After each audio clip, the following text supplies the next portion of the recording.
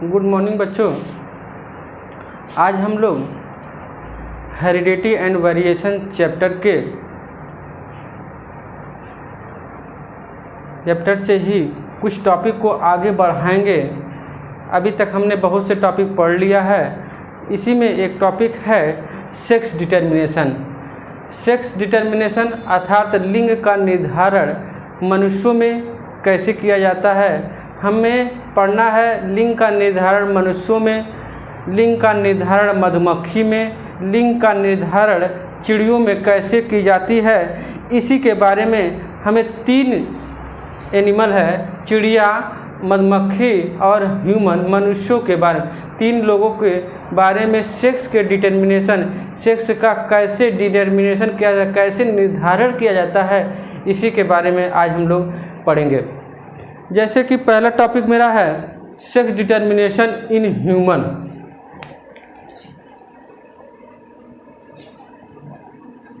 Sex determination in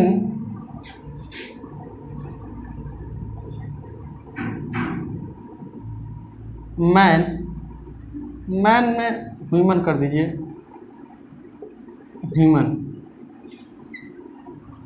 human के case में sex का डिटर्मिनेशन कैसे किया जाता है इसके बारे में देखिए। ह्यूमन जो है,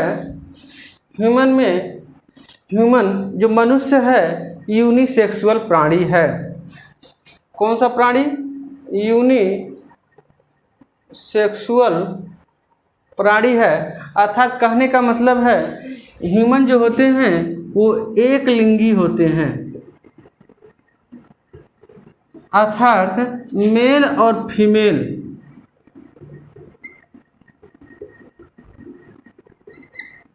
दो अलग अलग शरीरों में, या मेल का शरीर अलग, फीमेल का शरीर अलग, जिसमें सेक्स आर्गन भी अलग अलग तरीके के बने होते हैं, इसलिए इन्हें यूनिसेक्सुअल कहा जाता है। ह्यूमन में मेल और फीमेल के शरीर की आकृति, आकार और इनके सेक्स में डिटर्मिनेशन या अलगाव हो जाने के कारण इन्हें कहते हैं सेक्सुअल डायमॉर्फिज्म।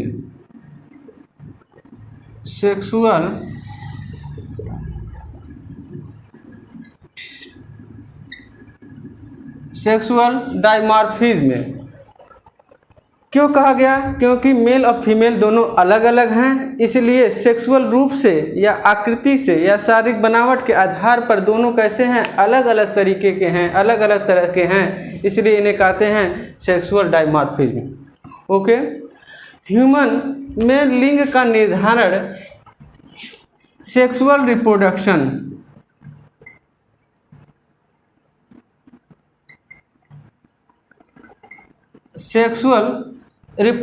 के द्वारा संपन्न किया जाता है, जिससे मनुष्यों में क्या किया जाएगा? सेक्स का डिटर्मिनेशन किया जाएगा। इतना बात समझ में आ गया होगा कि सेक्स डिटर्मिनेशन ह्यूमन में कैसे होती है, कौन सी क्रिया की जाती है। तो सेक्सुअल रिप्रोडक्शन के द्वारा ह्यूमन में सेक्स का डिटर्मिनेशन किया जाता है। अब अगला हेडिंग है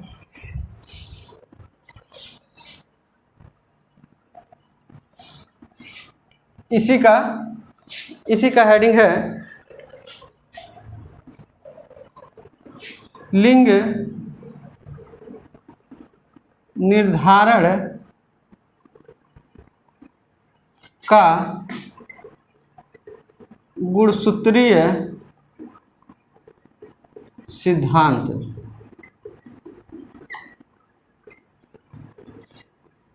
मनुष्यों में लिंग निर्धारण का गुणसूत्रीय सिद्धांत क्या है? इसमें पूछा जाता है गुणसूत्रीय सिद्धांत को प्रस्तुत करने वाले कौन से वैज्ञानिक थे। तो लिंग के गुणसूत्रीय सिद्धांत को प्रस्तुत करने वाले जो साइंटिस्ट थे उनका नाम है MC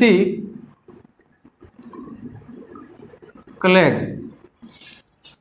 MC क्लैग नाम के साइंटिस्ट ने मनुष्यों में लिंग निर्धारण की गुणसूत्री सिद्धांत को प्रस्तुत किया। इन्होंने बताया कि मनुष्यों में लिंग निर्धारण कैसे किए जाते हैं। इन्होंने बताया कि मनुष्यों में 2 तरह के क्रोमोसोम पाए जाते हैं।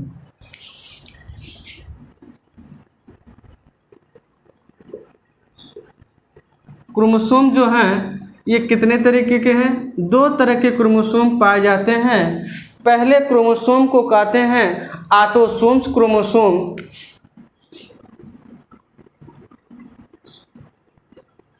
और दूसरे कहते हैं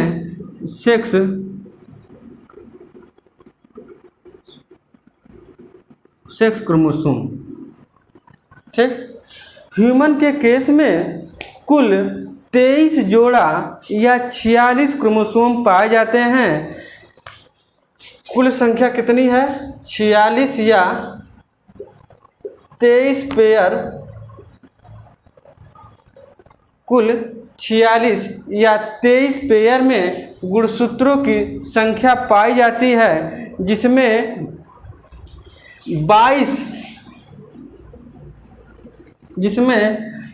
22 पेयर एक तरह के क्रोमोसोम और 1 पेयर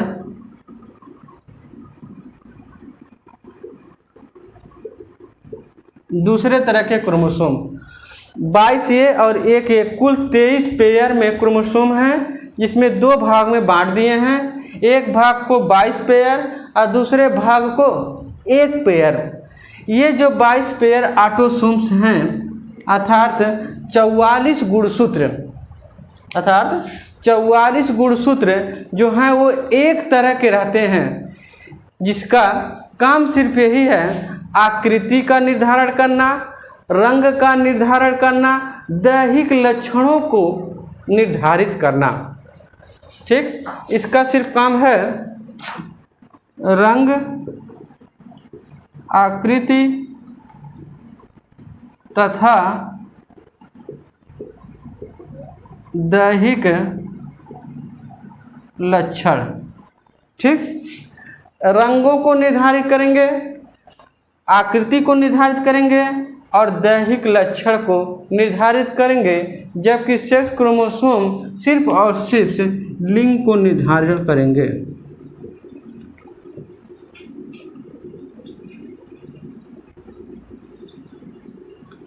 लिंग को निर्धारित करने का काम करते हैं। 22 पेयर।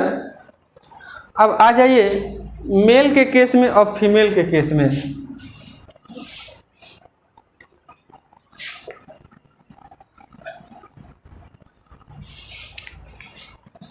यहाँ कुल था 46। मेल के केस में देखा जाए, मेल में भी 46 गुणसूत्र हैं। मेल में 22 ऑटोसोम्स,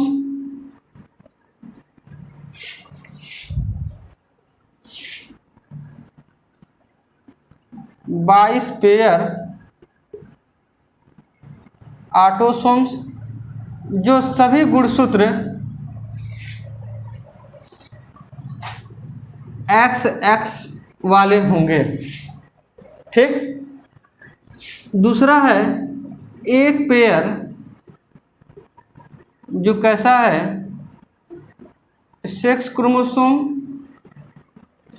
जो X और Y वाले गुणसूत्र वाले होंगे।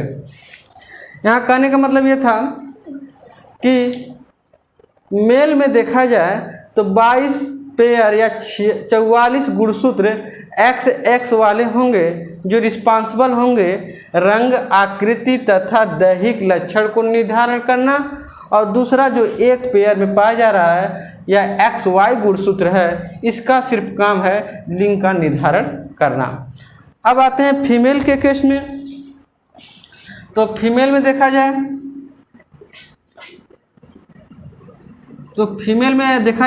तो फीमेल में भी 22 पेयर जो हैं, ये भी कैसे हैं ऑटोसोम हैं, और इनकी भी गुणसूत्र जो हैं X टाइप के होंगे।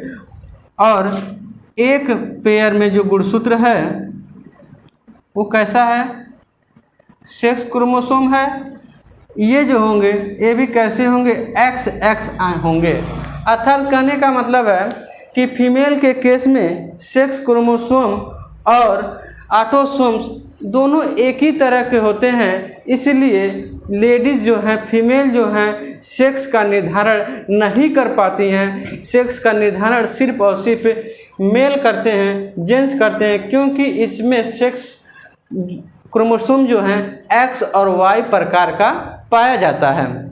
ठीक, अब आगे चलते हैं। इसी में अगला हेडिंग है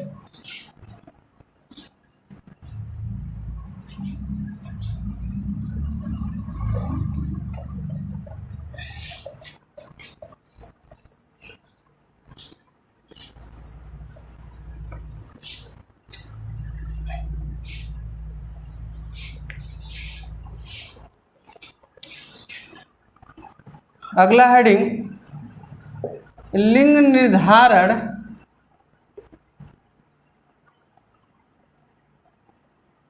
निर्धारण की एक्स वाई विधि।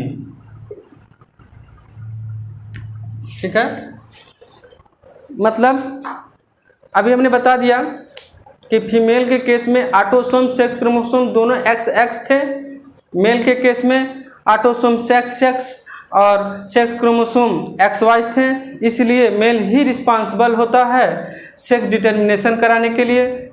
ठीक, इसी के कारण यहाँ देखिए बना हुआ लिंग निर्धारण में एक्स वाई विधि या एक्स वाई विधि के द्वारा कैसे लिंग का निर्धारण किया जाएगा। ठीक, मेल के केस में स्पर्मेटोजेनेसिस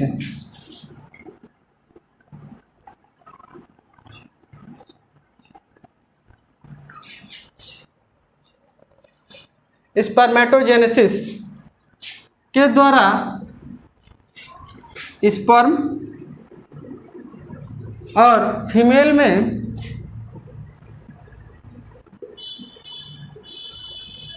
oogenesis के द्वारा ओवा का निर्माण किया जाता है। इसमें स्पर्म बना, इसमें ओवा बना।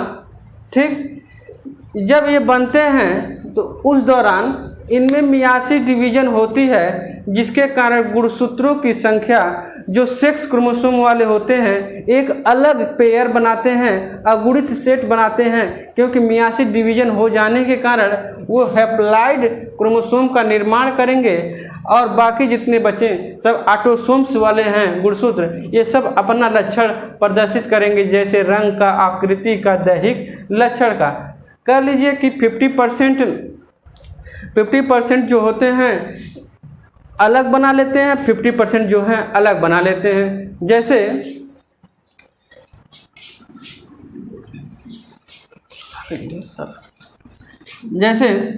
मेल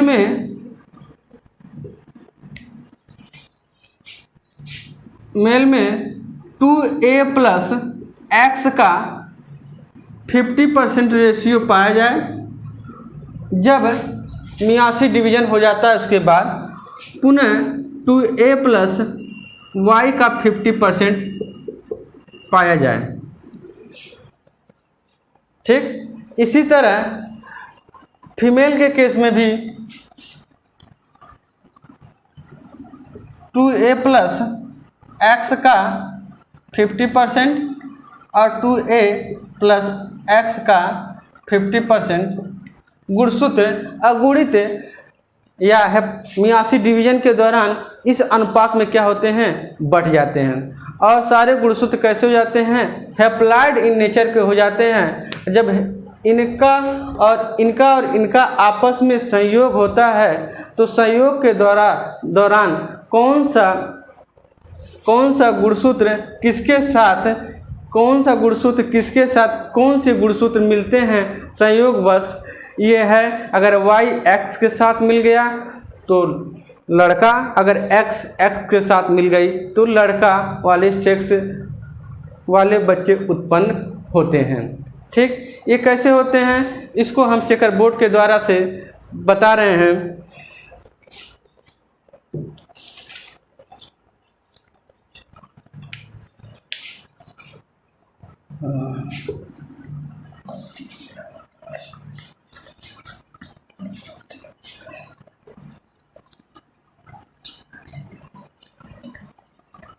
देखिए, जैसे मेल में 22A XY, ठीक, 22A एक जो है इसमें संख्या भरना है 22 दूना 44 और एक 45 और एक 46, यहाँ दो की संख्या बनना है, ठीक। इसी तरह फीमेल में 22 गुणे XX। इतना क्लियर हो गया कि मेल के केस में ये हो गया जीन और फीमेल के केस में ये गुणसूत्र वाले हो जीन, ठीक। अब इन दोनों गुणसूत्रों को जब आपस में क्रॉस कराते हैं तब देखते हैं कितने अनुपात में सन और कितने अनुपात में डॉटर का बर्थ होता है।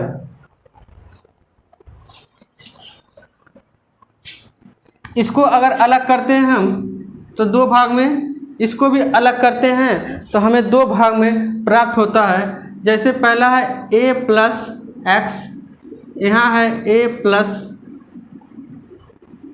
वाई, ठीक। इतना क्लियर हो गया। और दूसरा यहाँ भी इसको जब अलग करेंगे तो यहाँ भी बनेगा A plus x, sorry A plus x और A प्लस एक्स, ठीक। अब इनको आपस में क्या कराएंगे, क्रॉस कराते हैं। क्रॉस कराने के लिए एक चेकर बोर्ड के माध्यम के सहायता से हम इसे बना रहे हैं। जैसे ये मान लीजिए फीमेल का भाग और ये मेल का भाग है, तो फीमेल में फीमेल वाला ये, जिसमें ये वाले भाग पहले बॉक्स में A प्लस एक्स, ये वाले भाग दूसरे बॉक्स में A प्लस एक्स, ठीक। और ये वाले भाग पहले भाग में मेल के A प्लस एक्स और ये वाला भाग दूसरे बॉक्स में A प्लस वाई। इतना हो गया क्लियर। अब देखिए इसको और इसको आपस में क्या करना है, क्रॉस कराना है। यहाँ A और A आपस में मिलेंगे, बनेंगे 2A प्लस XX, ठीक। यहाँ कराइए, यहाँ बनेंगे 2A प्लस XX और यहाँ देखिए बनेंगे 2A प्लस XY और इनका क्रॉस से कराइए, बनेंगे 2A प्लस X और Y। हमें 4 बच्चे प्राप्त हुए। वो 4 बच्चे कौन कौन से हैं, इनका रेशियो कितना प्राप्त हुआ, उनके बारे में देखिए। ये वाले गुणसूत्र और ये वाले गुणसूत्र अर्थात XX यहाँ बना, XX वाले 50% जो डॉटर हैं और ये वाले दोनों गुणसूत्र जो XY हैं ये भी 50% जो क्या हैं, सन हैं। यहाँ हमें 50-50% में 2 लड़कियाँ और 2 लड़के प्राप्त हुए हैं।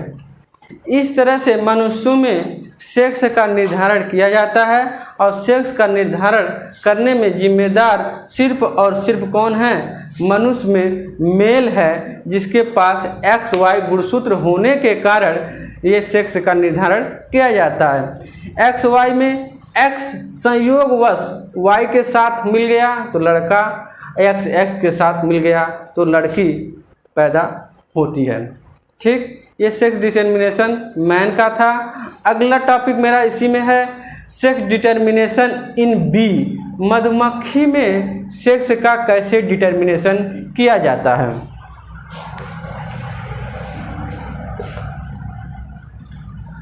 देखिए मधुमक्खी जो है सामाजिक प्राणी है जो समाज में जीव जंतु मनुष्य के साथ रहना पसंद करती है, और साथ ही साथ मधुमक्खी जो है बहुरूपीय प्राणी है। ठीक, इसमें अगला टॉपिक मेरा यही है, सेक्स डिटर्मिनेशन इन बी। मधुमक्खी में सेक्स का डिटर्मिनेशन कैसे किया जाएगा इसके बारे में। ठीक, तो मधुमक्खी हमने बताया कि मधुमक्खी सामाजिक प्राणी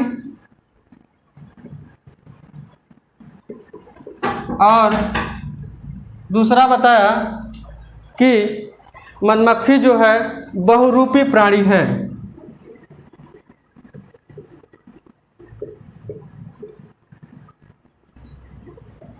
ठीक, सामाजिक का मतलब यही बता दिए, ह्यूमन के साथ रहने वाली ये जीव है। और बहुरूपी का मतलब है इनके एक से अधिक रूप पाए जाते हैं।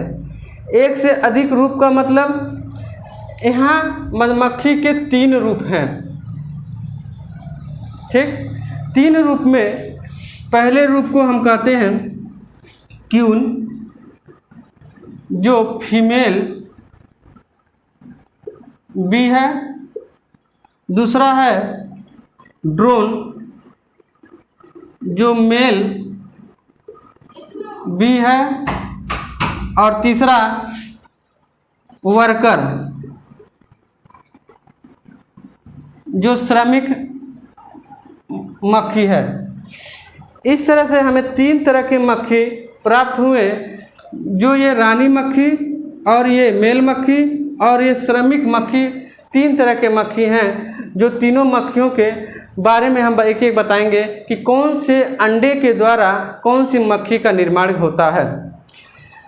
अब देखिए, मधुमक्खी गर्मी के शुरुआत के दौरान, जब ग्रीष्म काल आता है तो ग्रीष्म काल के शुरुआत के दौरान अपने छत्ते से, छत्ते को कहते हैं हाइव,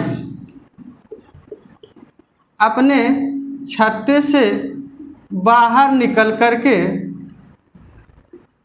छत्ते का जो संरचना होता है इसमें हेक्सागोनल स्ट्रक्चर पाए जाते हैं, जो पूर्ण रूप से पूरे छत्ते में क्या हैं, भरे रहते हैं। और एक छत्ते में लगभग 5000 से ऊपर की मधुमक्खी पाई जाती हैं, जो मधु का निर्माण, मोम का निर्माण करने में सहायता करते हैं। मधुमक्खी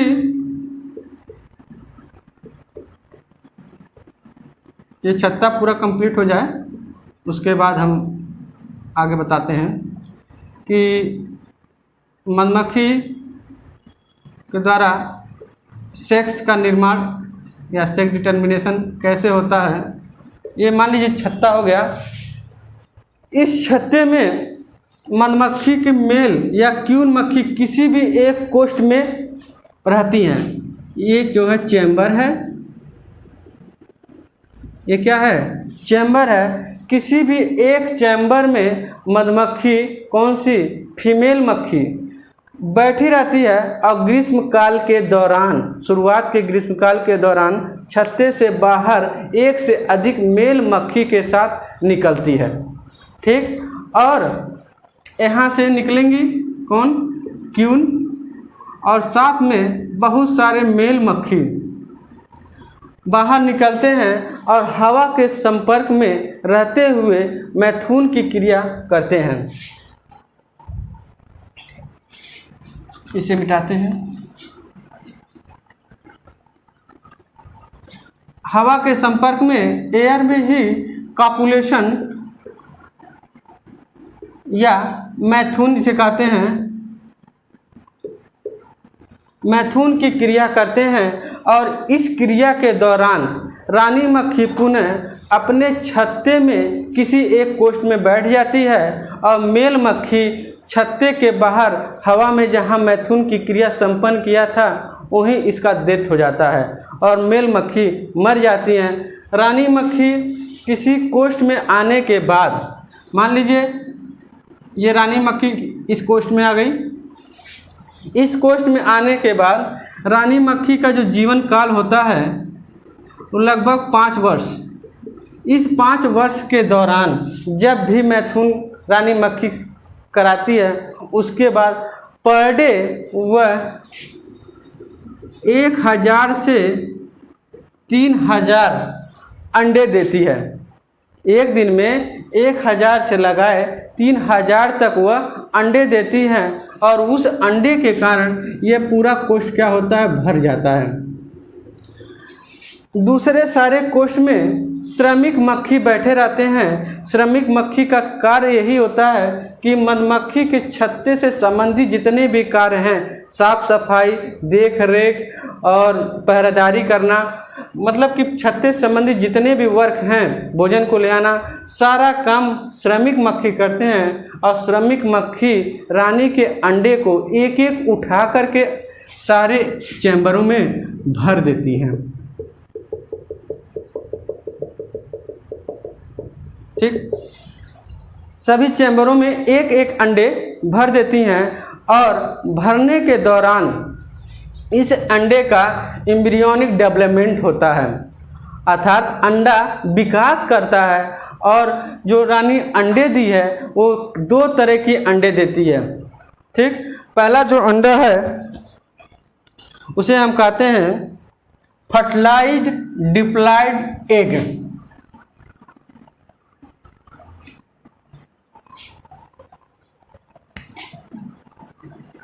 जो रानी मक्खी है एग 2 टाइप के देती है। पहला है फर्टिलाइज्ड डिप्लॉयड एग और दूसरा है अनफर्टिलाइज्ड हैप्लॉइड एग। ठीक, फर्टिलाइज्ड डिप्लॉयड एग और दूसरा है unfertilised haploid egg. Fertilised egg में गुणसूत्रों की संख्या 32, जबकि अनफर्टिलाइज्ड में गुणसूत्रों की संख्या 16 होती हैं। फर्टिलाइज्ड डिप्लॉयड एग के द्वारा 2 तरह से अंडे होते हैं और 2 तरह से अंडे में एक अंडे से रानी मक्खी का निर्माण होता है। 2 तरह से मत कहिए कि फर्टिलाइज्ड डिप्लॉयड एग से 2 मक्खी का निर्माण होता है, एक रानी मक्खी का या कह सकते हैं फीमेल मक्खी का, और दूसरा वर्कर मक्खी श्रमिक मक्खी का निर्माण होता है। इस वाले से फीमेल बी और वर्कर बी। वर्कर बी जो होते हैं ये स्टेराइल होते हैं, स्टेराइल होते हैं, जबकि फीमेल जो हैं फर्टाइल होते हैं। अर्थात फीमेल पुनः अपना जब फीमेल मक्खी है डेवलप करके रानी मक्खी में कन्वर्ट होकर के पुनः कॉपुलेशन की में मदद करती हैं, जबकि वर्कर भी स्टेराइल है, नपुंसक हो जाता है और ये कॉपुलेशन में भाग नहीं ले पाता। ऐसा इसलिए होता है कि जब ये अंडे बनते थे, जब रानी मक्खी 2 तरह के अंडे का उत्पन्न करती थी, जब फर्टिलाइज एग जो है में कुछ एसिड का सिक्रीशन हो जाने के कारण, जैसे रानी मक्खी जब अंडा फर्टिलाइज एग उत्पन्न करती है तो उस एग पर रानी मक्खी के शरीर से एक एसिड सीक्रेट होता है, alpha ketoglutaric acid. Alpha ketoglutaric acid. ठीक, अल्फा कीटोग्लूटेरिक एसिड के कारण ये जो अंडे से वर्कर निकल रहे हैं, सारे वर्कर कैसे हो जा रहे हैं, स्टेराइल हो जा रहे हैं। अगर ये एसिड इस अंडे पर न गिरा होता तो ये भी फर्टाइल होते हैं, लेकिन इस एसिड के कारण ये सारे वर्कर कैसे हो गए, स्टेराइल हो गए। बचा दूसरा कि अनफर्टिलाइज्ड हैप्लॉइड एग के द्वारा कौन से मक्खी बनेंगे, तो अनफर्टिलाइज्ड हैप्लॉइड के द्वारा हमें मेल मक्खी या जिसे कहते हैं ड्रोन मक्खी का निर्माण किया जाएगा। ठीक, इस तरह से था कि सेक्स डिटर्मिनेशन इन बी में मधुमक्खी के केस में हमारा मधुमक्खी कैसे बनते हैं कि मधुमक्खी में ड्रोन किस अंडे के द्वारा, फीमेल किस अंडे के द्वारा और वर्कर भी किस अंडे के द्वारा बनते हैं। इन तीनों का सेक्स डिटर्मिनेशन हमने डिटेल में पढ़ा और हमें लगता है आपको समझ में भी आया होगा। अब अगला बचता है लास्ट, इसका टॉपिक है सेक्स डिटर्मिनेशन इन बर्ड। चिड़ियों के केस में कैसे सेक्स डिटर्मिनेशन किया जाता है।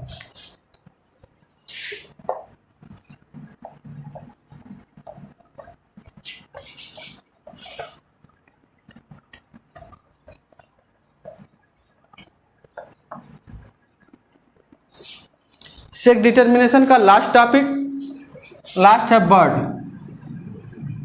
चिड़ियों में सेक्स डिटर्मिनेशन कैसे होता है। जैसे कि मनुष्य में, उभयचर में, सरीसृप में, रेप्टेलिया में, पाइसिस में, ये सभी वर्गों में जिस तरह से निषेचन की प्रक्रिया संपन्न होती हैं XS गुणसूत्र व XY गुणसूत्र के द्वारा, उसी तरह चिड़ियों के केस में भी यही प्रक्रिया संपन्न होती है। बस थोड़ा सा अंतर ये होता है, जैसे ह्यूमन के केस में मनुष्य में गुणसूत्र पाए जाते हैं XY और फीमेल के केस में पाया जाता है XX गुणसूत्र, लेकिन इनके केस में यही मेल का गुणसूत्र मतलब कि फीमेल में या फीमेल का गुणसूत्र मेल में चला जाता है। अर्थात दोनों का गुणसूत्र में एक्सचेंजिंग हो जाने के कारण इनका सब प्रक्रिया सेम है, केवल गुणसूत्र का एक्सचेंजिंग किया गया है। जैसे मान लीजिए ये मेल है, मेल बर्ड्स, तो मेल बर्ड्स को हम डिनोट करते हैं कैपिटल Z, जबकि ये फीमेल बर्ड्स है। अब फीमेल बर्ड्स को हम डिनोट करते हैं कैपिटल Z और W से। यहाँ देखिए गुणसूत्रों में दोनों गुणसूत्र अलग अलग हैं, जबकि ह्यूमन में देखा जाए तो अलग अलग गुणसूत्र को डिनोट करने वाले थे मेल और सेम प्रकार के गुणसूत्र को डिनोट करने वाले थे फीमेल। अर्थात होमोजाइगस वाले गुणसूत्र फीमेल थे, लेकिन चिड़िया के केस में होमोजाइगस वाले गुणसूत्र मेल हैं और हेटेरोजाइगस क्रोमोसोम वाले यहाँ चिड़ियों के केस में फीमेल हैं, जबकि हेटेरोजाइगस ह्यूमन के केस में क्या था, मेल में था। अर्थात कुछ ही प्राणी ऐसे हैं, जैसे कुछ मछलियाँ में, कुछ उभयचर में, कुछ सरीसृप में, कुछ तितलियाँ में तथा चिड़ियों में इस तरह से गुणसूत्र पाया जाता है। अब इनका क्रॉस करा लीजिए, इनसे Z बनेंगे और इनका क्रॉस करा लीजिए कैपिटल Z कैपिटल W बनेंगे और इनका आपस में करा लीजिए कैपिटल Z, इनका आपस में करा लीजिए कैपिटल Z, इनका करा लीजिए कैपिटल Z, इनका करा लीजिए कैपिटल Z। ठीक, इस तरह से हमें 4 तरह के गुणसूत्र वाले लक्षण वाले चिड़ियों में पाए जाने वाले गुणसूत्र प्राप्त हुए, जिसमें ये कौन सा हुआ, ये हो गया इसके हिसाब से मेल, ये हो गया फीमेल और ये हो गया मेल और ये हो गया फीमेल। ठीक, इस तरह से हमें 4 चिड़ियों के सेक्स डिटर्मिनेशन किए, जिसमें 50% मेल हैं और 50% फीमेल हैं। ठीक, ये हमारा टॉपिक ख़त्म हुआ। सेक्स डिटर्मिनेशन का टॉपिक था, जिसमें ह्यूमन का सेक्स डिटर्मिनेशन करना था, मधुमक्खी का करना था और चिड़ियों के केस में करना था। ये टॉपिक हमारा ख़त्म हुआ। फिर अगला टॉपिक हम इसी चैप्टर का पुनः पढ़ाएंगे। इतना तक हमें लगता सभी लोग को समझ में आया होगा। धन्यवाद। अब आगे का क्लास, आगे टॉपिक दिखाएंगे।